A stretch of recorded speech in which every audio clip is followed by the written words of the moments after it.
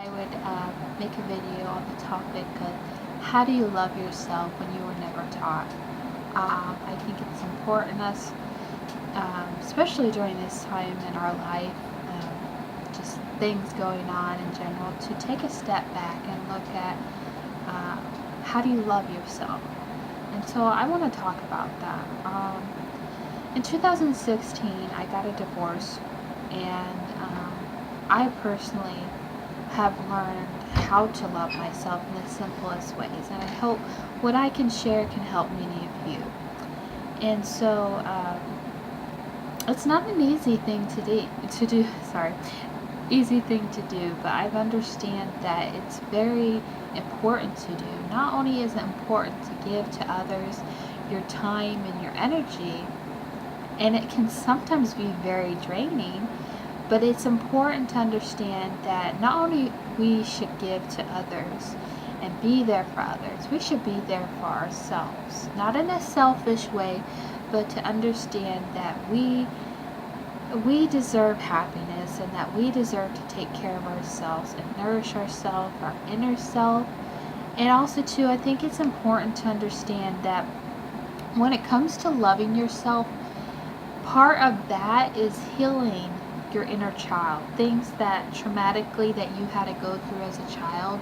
If you've had a bad childhood and bad experiences, especially with relationships, whether you're single or in a relationship, it's very important to heal that part of yourself, because then throughout time you're going to have to deal with these issues that come up. And a lot of my problems that I struggled with is when I divorced my ex-husband, and I got in a relationship. There's nothing wrong with getting in a relationship, but a lot of times what end up happening, especially for me, you start seeing things, the person you're in the relationship with, and they have tendencies to do something similar to what your ex did, or you're like, oh, that's what my ex did, or just something comes up that reminds you of your ex. And it's really hard when you see those things, not necessarily whoever you're with is doing exactly, but there's triggers, there's different things that come up. And I think it's important, either you're in a relationship or single, to understand you gotta take time to take care of you. If you're not in the right mind frame, if you're dealing with a lot of depression, anxiety, it's important to take a step back and finally do what you love doing. I think a lot of, for me, drawing and coloring, that has been such a great way for me to express myself, but to love myself. And I think like putting on makeup and doing things for myself, like even going out for coffee and stuff, I just feel like it helps.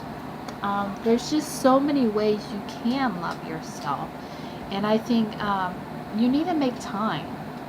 Now, if you're in a relationship and you got kids and stuff, that is really difficult. Me personally, I don't have any kids, but I know a lot of other women who are mothers. It's very difficult to get away and take time for yourself when you got all these responsibilities. You got a family to take care of, a husband to take care of, or if you're a single mom, to take care of kids. So that's really hard, but you gotta prioritize things. Yes, give to people, give your time and energy, but also be careful where your energy is going, because there's a lot of toxic people out there who want to put you down, whether it's family member, friends. You can't always be there for people sometimes, and if people aren't giving you the effort, it's kind of pointless. So do remember in everything that when life gets busy and you feel depleted, you feel depressed, you feel like not yourself, it's important to give time to yourself, whether it's to take a bath, whether it's just read a book, do something adventurous that you would love doing. And understand, if you are depressed, do what you can to help yourself feel better, not just for the moment, but for the long run. And do get help if you're going through suicidal depression, if you're going through anxiety. Do seek out help. So I would suggest that. So don't give up on yourself, and love yourself, and try to stay away from any negativity that may declutter your mind, may be toxic to you, people. It's important to, wherever your energy is going to, it's going to affect you in some way. Not unless you're not an emotional person, but I'm very emotional. I'm very sensitive to a lot of things. So you have to limit your time with people. And it's important because it's easy for them to come along and take your energy away. But it depends on you. So remember, when it comes to self-care, it's important to make time for yourself. Even if it's just sitting in the car and screaming it out because you're stressed out with the kids or something, just don't give up on yourself, all right? Bye-bye.